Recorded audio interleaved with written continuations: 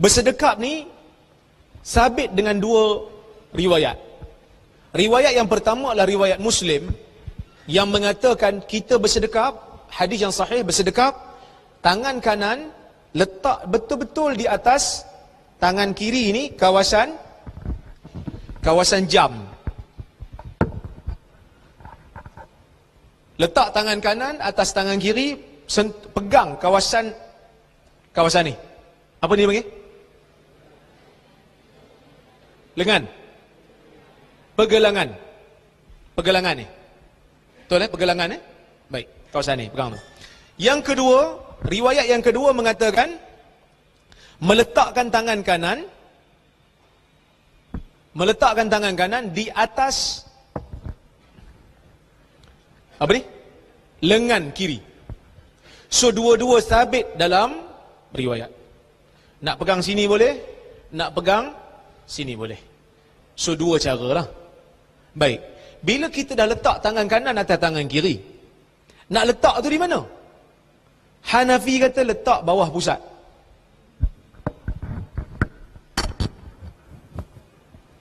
So kalau letak bawah pusat memang sesuai kat pergelangan lah kan? Kau letak sini. Susah sikit. Bawah pusat. Sebahagian ulama mengatakan atas dada, berdasarkan hadis riwayat Ibnu Khuzaimah. Tadi yang letak bawah pusat tadi pun ada hadis. Ada hadis. Tapi dhaif. Yang letak atas dada, Syekh Albani kata sanad dia okey. Maksudnya lafaz tu hasan. Syekh Albani terima lafaz tu. Dan saya dulu pun letak atas dada. Lepas kajian, rupanya tambahan lafaz letak atas dada tu tak sahih pun. Yang sahihnya riwayat Muslim ni. Tunjuk sikit.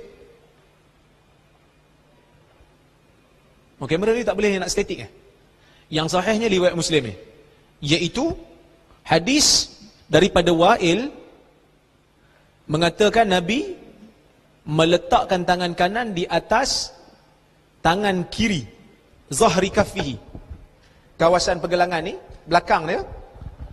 Kemudian tidak menyebut pun letaknya di mana. Maksudnya hanya letak tangan kanan atas tangan kiri di kawasan ni sampai ke pergelangan. So pegang ni. Nak letak di mana? Hadis yang sahih tidak menyebut. Maka kita katakan letaklah kat mana-mana yang selesa.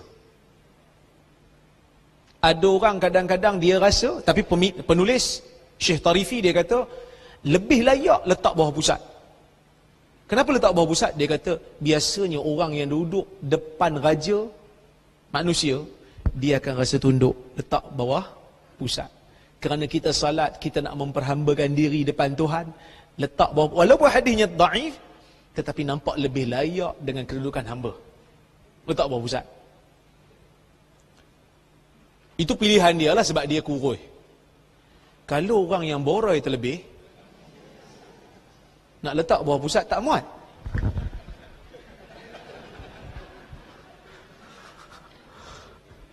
Kan? Ini bukan nak kutuk orang boroi tak. Memahami. Memahami perasaan.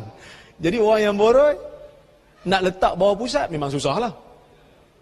Dia kalau nak letak, kalau nak pergi ikut tepi tak sampai kan? Tak sampai. Kalau nak pergi ikut atas pula tak sampai ke pusat. Jadi dia letak di atas perut.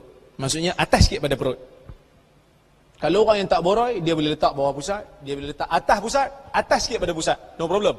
Orang yang sedikit boroi, kan? Bukan kuat makan. Orang boroi ni tak semesti kuat makan. Saya cover balik tu, kan?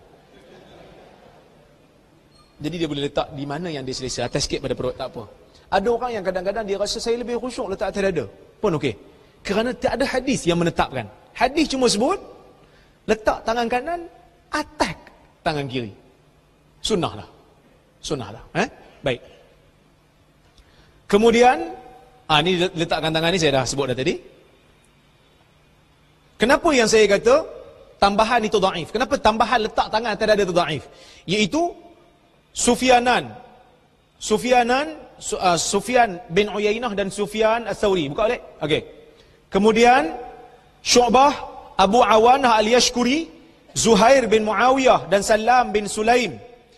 Wa Ambasah bin Sa'id, Abdul Wahid bin Ziyad, Khalid bin Abdullah Al-Wasiti, wa Bishr bin Mufaddal, wa Zaidah ibn Qudamah, Ishaq bin Ibrahim Al-Fazari. Semua ni riwayat daripada Wa'il tak menyebut perkataan letak atas dada. Ramai di kalangan perawi yang hebat-hebat tak sebut, tak tambah pun perkataan tu. Tak tambah pun perkataan tu. Okey? Cuma perawi yang tidak begitu kuat ingatan dia yang bagi tambah. So kita tak terimalah. Baik. Tapi kalau ada orang letak tangan atas dada, okey? Kita okey, Nabi tak tunjuk pun dekat mana. Atas dada boleh, bawah dada boleh, atas perut boleh, bawah sikit pada perut boleh. Bahkan kita kata tak letak tangan atas, tak bersedekap pun sah tak solat?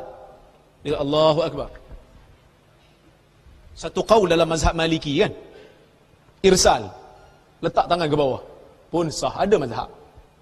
Tapi kita kata sunnah lah letak tangan atas dada. So janganlah jadikan letak tangan atas dada tu sebagai petanda ataupun dia ada orang sebut, dia kata simptom Wahabi letak tangan atas dada waktu solat. Tak, ada hadis. Tetapi kita pertikaikan hadis itu. Baik.